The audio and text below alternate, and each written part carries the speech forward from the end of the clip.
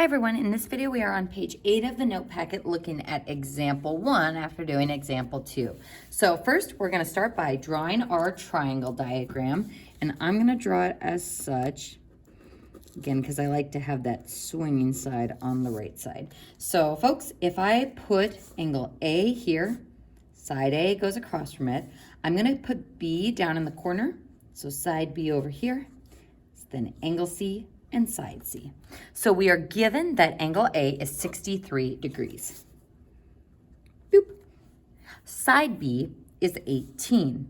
So currently I have angle side, and if A is 17, then I have angle side side, or the naughty word case, also known as the SSA case. So as soon as we identify this as the SSA case, that means we must check for a second triangle.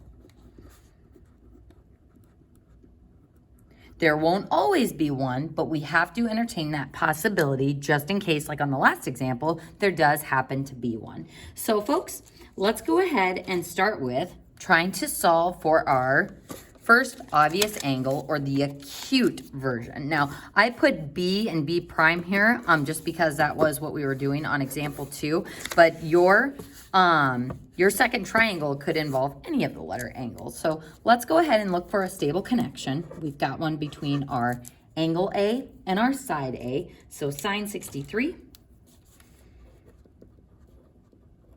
over 17 is equal to, I'm not going to know anything about angle C and side C because this is the SSA case. So I'm going to solve for my first obvious angle, which happens to be B here first. So sine of B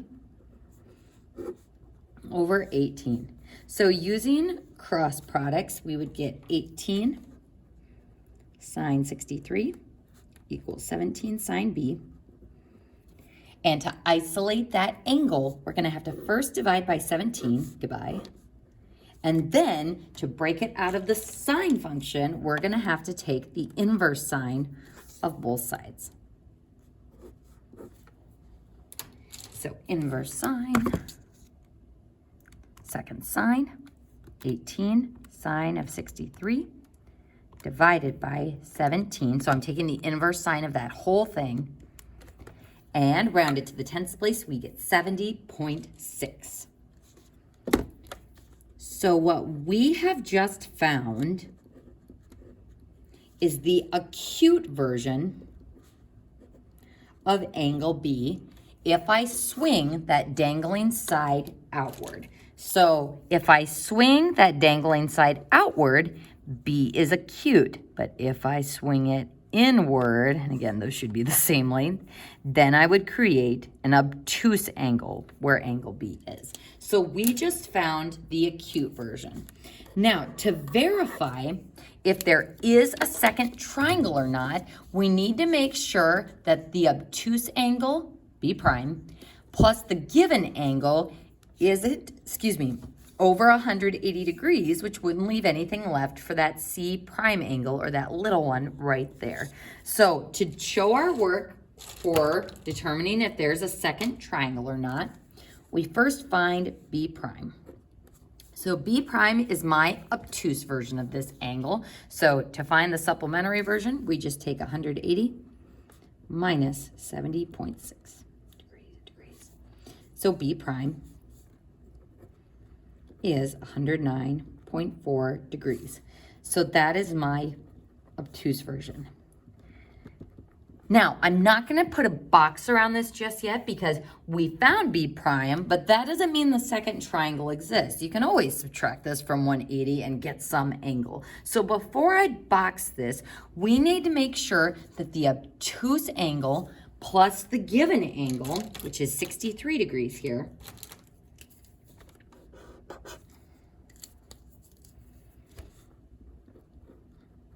isn't over 180 degrees. So when I add those two together,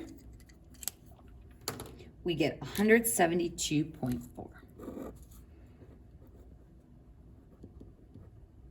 Since this is less than 180 degrees, that means we have enough degrees left for the third angle. So there is a second triangle.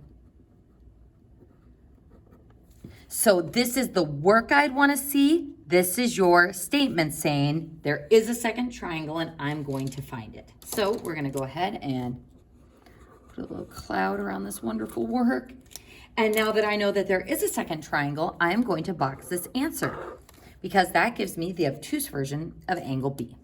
Now, so as not to get confused, what I normally do after I determine there is a second triangle, then I carry on and find the remaining features using the acute version of angle B.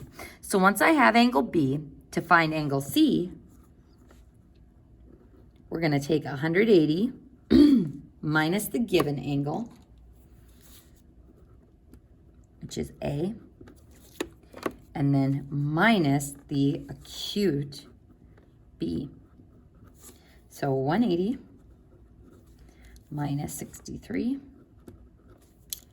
minus 70.6 gives me angle C is 46.4 degrees.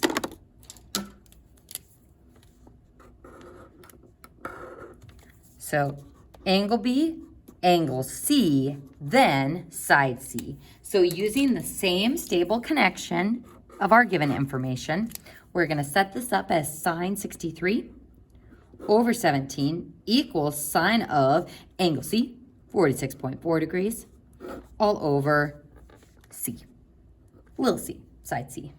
So using cross products, we get C sine 63 equals 17 sine 46.4.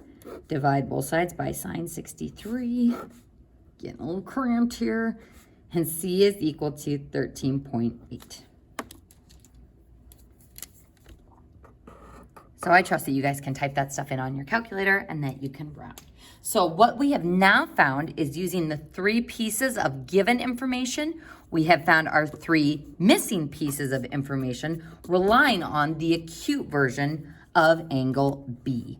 So now we are going to use the obtuse version of angle B, or B prime, to find C prime, the second version of this angle, and little c prime, the second version of that distance. Because remember, when I swing outward, that very unstable connection is different than if I swing inward, where A prime and little a prime look very, very different between those 2 triangles. So using the obtuse version to find C prime, angle C prime, we are going to take 180 minus the given A still,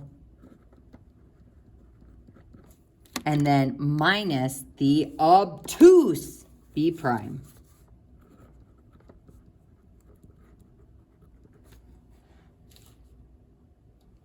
So C prime equals 180 minus our given angle A of 63 degrees, minus our obtuse B, which is the 109.4. So sometimes students will get confused and they'll say, oh, 172.4.